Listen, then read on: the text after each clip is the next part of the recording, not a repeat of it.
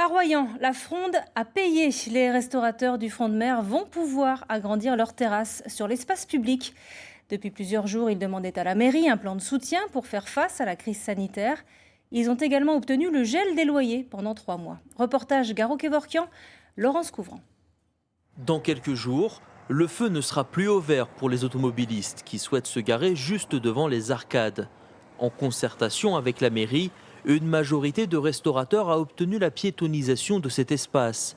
Une manière d'alléger l'affluence devant les vitrines, mais surtout de pouvoir rajouter des tables et des couverts.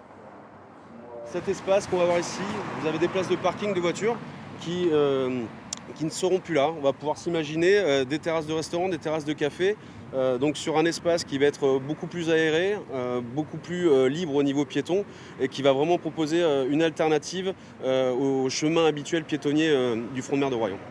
De l'espace supplémentaire, une solution très attendue en période de distanciation sociale. Ce restaurateur a vu son avance de trésorerie fondre durant le confinement à cause des charges fixes. Aujourd'hui, il compte sur ces tables en plus pour limiter la casse. On avait une capacité de 100 couverts auparavant, maintenant j'ai une capacité de 50. Là, avec la piétonisation et donc la terrasse qui va s'agrandir, effectivement, on va pouvoir mettre 20 couverts de plus. Donc 20 couverts de plus par service. Par jour, ça fait 40 par jour, d'où sur un mois, ça représente approximativement 45 000 euros. La piétonisation débutera le samedi 20 juin, soit 3 semaines après l'ouverture des restaurants. Pour certains gérants, cette solution arrive tard.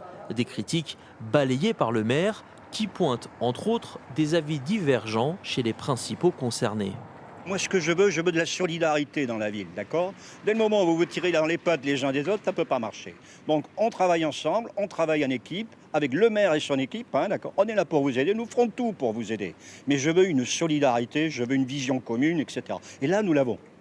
Encore qu'il reste un tiers qui n'est pas convaincu. Hein. Si l'expérience est concluante, la piétonisation sera prolongée jusqu'à la fin de la saison.